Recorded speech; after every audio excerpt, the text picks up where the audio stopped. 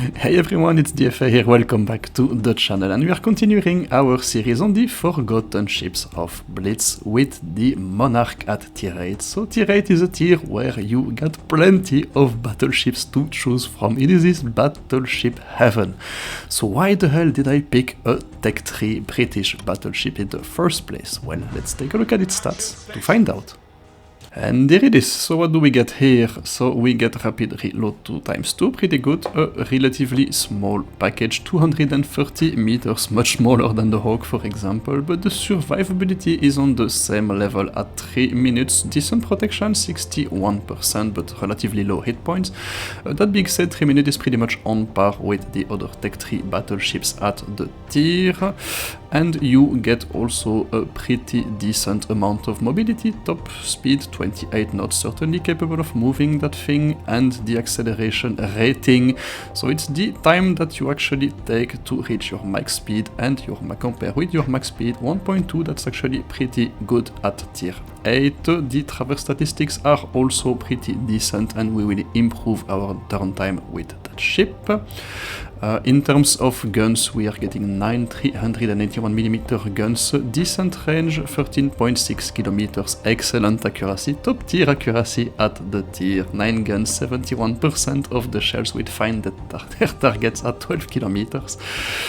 And yeah, you also get a fairly good HE shell, being a British battleship with a decent fire chance, 4 fires per minute, that's on the higher end of the tier. In fact, I'm wondering if it's not the better ship of the tier, and a pretty good DPM with your AP at 16,000, that's actually top tier, only the Japanese ships are beating that. So the Monarch has a fairly good damage potential, super accurate ship, and you get rapid reload 2 to improve on that. What you do not get are good secondaries, so they're actually fairly poor. They're not the worst, but they're fairly poor.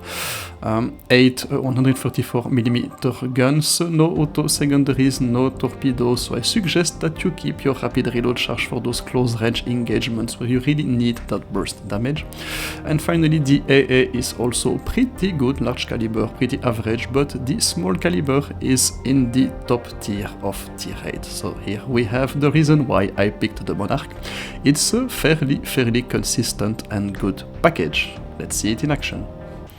And so yes, a fairly good package overall, with no real weaknesses, except maybe the secondaries performance, or I would say the short range performance. Well, first of all, you do not really have any incentive to get closer with that thing because of your superb accuracy and your really good DPM at range. And number 2, you have to rapid reload 2 charges that you actually have to keep for those engagements. So yeah, it's actually a ship that has no real weakness, and it's actually pretty good at everything except taking damage. So that's why when you engage with that thing, you don't really go frontline from the beginning, and you try to preserve your hit points in the first part of the game. It's actually fairly normal for a British battleship, you will tell me, and you will be right, that's how they play.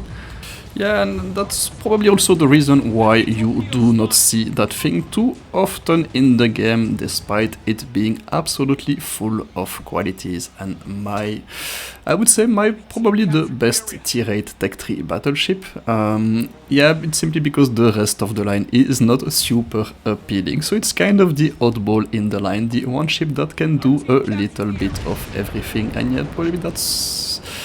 Yeah, honestly, I recommend that you actually stop with this one and you keep a good memory of the British battleships.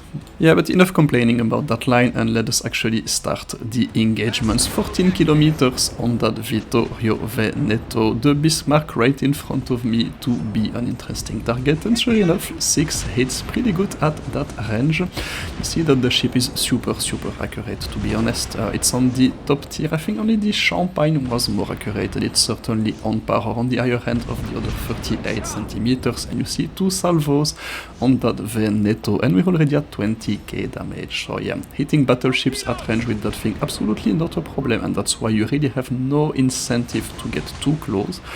And against those super armored targets like the Bismarck or even the Atlantico at range, you can actually use your HE, which is also pretty good, being a British battleship. So, I'm not going to use my teammates anymore to tank, but I'm going to be using that island as a protection, because I see that the only ship I should really worry on the enemy team, the Atlantico, is getting too close for comfort, and I'm going to put the island between me and him for a while, and therefore preserving my hit points for the push that will happen later in the game, because yeah, we're losing this one already quite badly. We've lost the center of the map, we're already 120 points behind. So yeah, the guns, they do not have the best penetration at tier 8. Yeah, they're 38 centimeters. You kind of have to pick your targets, and in a long range fight against an Atlantico, for example, you're going to have difficulties dealing too much damage to it. But once they get a little bit closer, yeah, can we see if we can actually hit DDs as well? I'm firing with my front guns because yeah, that ship can also bow tank. Yeah, half of the shells hit the targets and we did a substantial amount of damage to that Italian DD. So yeah, it's really a perfect all-rounder, the Monarch.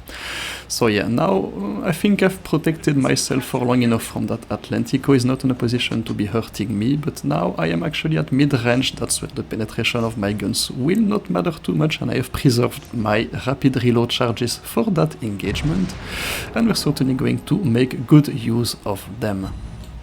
So yeah, even better news is totally not looking at this, focusing on that Benson, completely ignoring us, rapid reload in action, and at that range, yeah, absolutely no problem putting all shells on target and dealing a substantial amount of damage. I see the CV is also following, so this Atlantico, for all its qualities, is certainly going to go down, and yeah.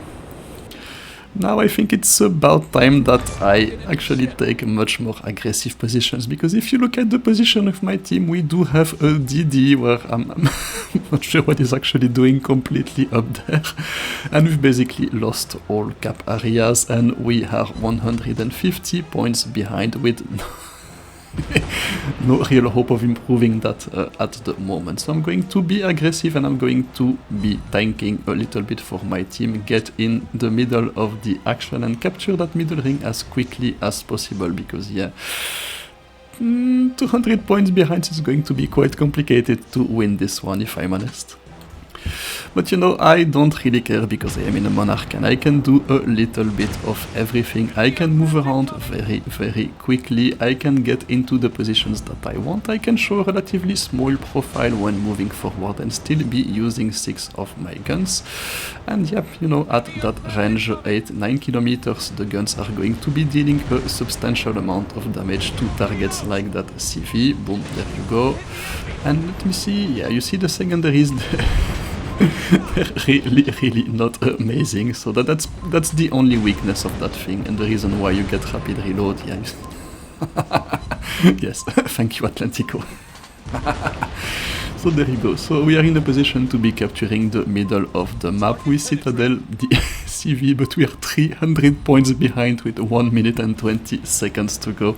So yeah, the Monarch can do a lot of things, but can it actually do miracles?